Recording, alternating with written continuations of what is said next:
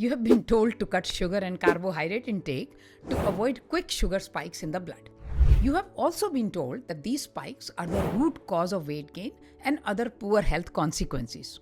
So, you turn to zero-calorie sugar substitutes. But are these safe? So let's talk about these zero-calorie sweeteners today. These generally don't immediately raise blood sugar the way real sugar does and have no calories. They're generally of two types, natural and synthetic. First, natural zero-calorie sweeteners. The main ones you'll hear about are stevia and monk fruit. These come from plants and they're used either alone or in blends. This is a very key point because many do not come in the pure form, and some ingredients added, the most common one being erythritol, are themselves coming under scrutiny for potentially adverse health consequences. Then there is a sweetener called allulose that is a naturally occurring zero-calorie sweetener, but most marketed brands are manufactured to scale. From a safety standpoint, natural sweeteners are considered safe. No current scientific evidence links them to harm. The bigger caution is not the sweetener itself, but what is hiding in it. Many stevia or monk fruit products are blends that are used inside ultra-processed foods and sometimes erythritol. Erythritol has been recently linked to increased heart disease risk in recent studies by increasing clotting risk somewhat. Some example of blends that contain erythritol are Splenda monk fruit jar and Splenda stevia jar. We will treat this like a natural sweetener. Now to synthetic zero-calorie sweeteners. This is where the debates gets loud online. These include aspartame, sucralose, saccharin, asulfame K, neotame, and advantame.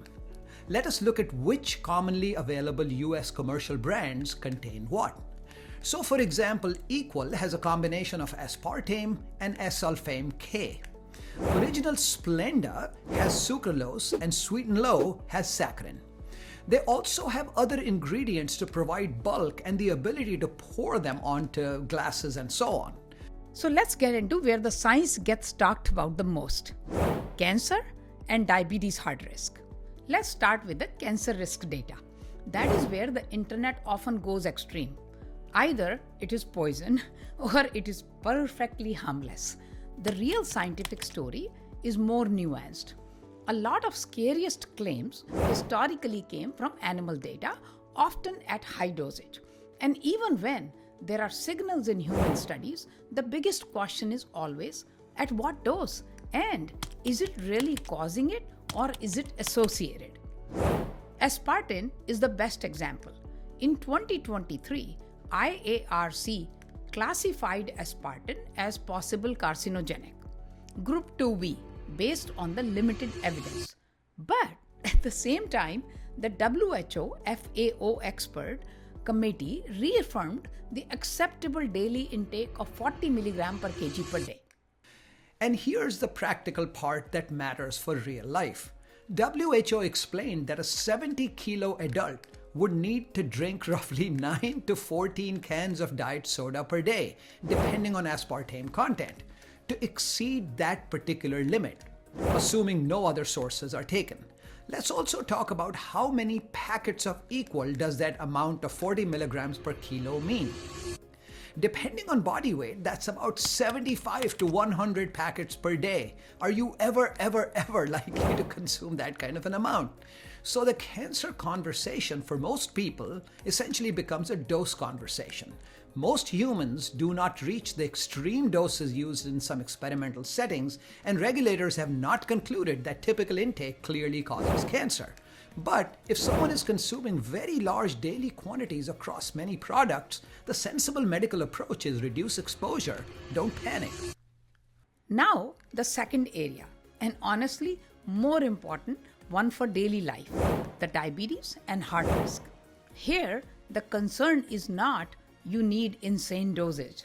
The concern is that even regular everyday intake patterns like daily use in beverages and packaged foods show associations in large observational studies. One major data set comes from the French Nutrinet Santé cohort. In a long follow-up analysis, higher consumers of artificial sweeteners had higher risk of developing type 2 diabetes. and this was with specific sweeteners including aspartame, aspartame K, and sucralose. In another Nutri-Net analysis on cardiovascular outcomes, total artificial sweetener intake was associated with increased heart disease risk with signals that again differed by the sweetener type. For example, aspartame linked more with stroke type events, and aspartame K and sucralose showed more association with heart disease in that data set. Now pause, this is crucial. These are observational studies. That means they can show association, not guaranteed causation.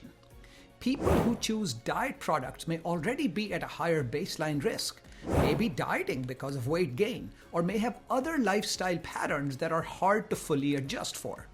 Even the World Health Organization, WHO, when discussing these potential risks, notes that confounding and patterns of use complicate interpretation. But as doctors, we don't ignore signals just because the studies are observational, especially when the exposure is widespread. We translate this into practical risk management.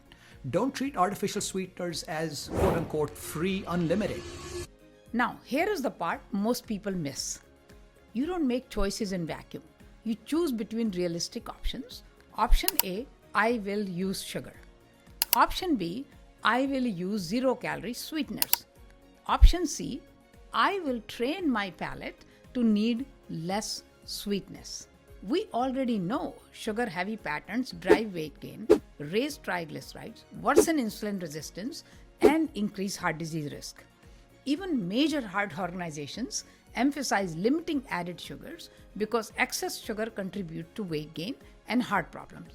So if the choice for a person is, I will drink a sugary soda daily versus I will switch to a zero-calorie version, then for many people, especially those with obesity, pre-diabetes, or diabetes, the benefit of reducing sugar and calories can outweigh the potential small, longer-term risk suggested by the observational sweetener data. So here's a practical way to think about it. If you can do it, the best approach may be neither sugar nor sweeteners, meaning you gradually reduce your sweetness preference. But in real life, people need some workable choices. All of us are human after all. So the sensible strategy is use natural zero-calorie sweeteners in moderation if you need to. Avoid stacking them across multiple zero-sugar products all day and treat them as a bridge, a stepping stone away from high sugar intake, not a permanent license to keep everything sweet forever.